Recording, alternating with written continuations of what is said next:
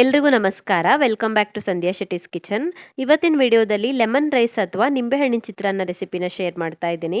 ಈ ಥರ ಮಾಡೋದ್ರಿಂದ ಲೆಮನ್ ರೈಸ್ ತುಂಬಾ ಟೇಸ್ಟಿಯಾಗಿ ಬರುತ್ತೆ ಮತ್ತು ಎಲ್ಲರಿಗೂ ಇಷ್ಟ ಆಗುತ್ತೆ. ಫಸ್ಟಿಗೆ ಒಂದು ಬಾಣಲಿನ ಕಾಯಿಸಿ ಅದಕ್ಕೆ 2-3 ಟೇಬಲ್ ಸ್ಪೂನ್ ಆಗೋಷ್ಟು ಎಣ್ಣೆ ಹಾಕ್ಕೊಳ್ಬೇಕು.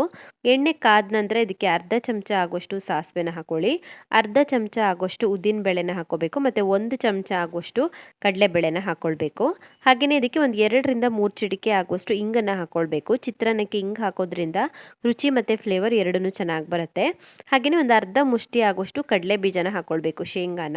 ಇದನ್ನ ಇವಾಗ ಸ್ವಲ್ಪ ಹೊತ್ತು ಫ್ರೈ ಮಾಡ್ಕೊಳ್ಳೋಣ, ಒಂದು 2 ನಿಮಿಷದವರೆಗೂ ಫ್ರೈ ಮಾಡ್ಕೊಳ್ಳೋಣ. ಲೈಟಾಗಿ ಕೆಂಪಗಾಗಬೇಕು ಎಲ್ಲ ಐಟಮ್ಸು. ಇದು ಫ್ರೈ ಆಗ್ತಿದ್ದ ಹಾಗೆಯೇ ಇದಕ್ಕೆ ಇವಾಗ ಸ್ವಲ್ಪ ಕರಿಬೇವಿನ ಎಲೆಗಳು ಮತ್ತು 3-4 ಹಸಿಮೆಣಸಿನ್ಕಾಯಿ ಹಾಕ್ಕೊಳ್ಬೇಕು. ನಾನಿಲ್ಲಿ ಮೀಡಿಯಮ್ ಖಾರ ಇರುವಂಥ ಹಸಿಮೆಣಸಿನ್ಕಾಯಿ ತೊಗೊಂಡಿದ್ದೀನಿ. ಸ್ವಲ್ಪ ಹೊತ್ತು ಫ್ರೈ ಮಾಡ್ಕೊಳ್ಬೇಕು ಹಸಿಮೆಣಸಿನ್ಕಾಯಿ ಸೇರಿಸಿದ ನಂತರ 1 ಚಮಚ ಆಗೋಷ್ಟು ಅರಿಶಿನ ಪುಡಿ ಮತ್ತು ರುಚಿಗೆ ತಕ್ಕಷ್ಟು ಉಪ್ಪನ್ನು ಹಾಕ್ಕೊಳ್ಬೇಕು. ಅರಿಶಿನ ಪುಡಿ ಮತ್ತು ಉಪ್ಪನ್ನು ಹಾಕಿ ಸ್ವಲ್ಪ ಹೊತ್ತು ಚೆನ್ನಾಗಿ ಮಿಕ್ಸ್ ಮಾಡ್ಕೊಳ್ಳಿ. ಇದು ಮಿಕ್ಸ್ ಆಗ್ತಿದ್ದ ಹಾಗೆಯೇ ಸ್ಟವ್ ಆಫ್ ಮಾಡಿ ರೆಡಿ ಮಾಡಿ ಇಟ್ಕೊಳ್ಳಿ ಮಸಾಲೆನ.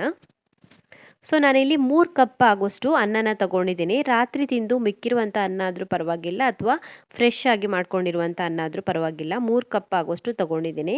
ಇವಾಗ ಇದಕ್ಕೆ ನಾವು ಫ್ರೈ ಮಾಡಿಟ್ಕೊಂಡಿರುವಂಥ ಮಸಾಲೆಗಳನ್ನು ಹಾಕ್ಕೊಳ್ಳೋಣ. ಮಸಾಲೆ ಐಟಮ್ಸನ್ನು 2 ಟೇಬಲ್ ಸ್ಪೂನ್ ಆಗೋಷ್ಟು ನಿಂಬೆಹಣ್ಣಿನ ರಸ ಹಾಕ್ಕೊಳ್ಬೇಕು. ನಾನು ಇದಕ್ಕೆ ಅರ್ಧ ನಿಂಬೆಹಣ್ಣನ್ನು ಯೂಸ್ ಮಾಡಿದ್ದೀನಿ.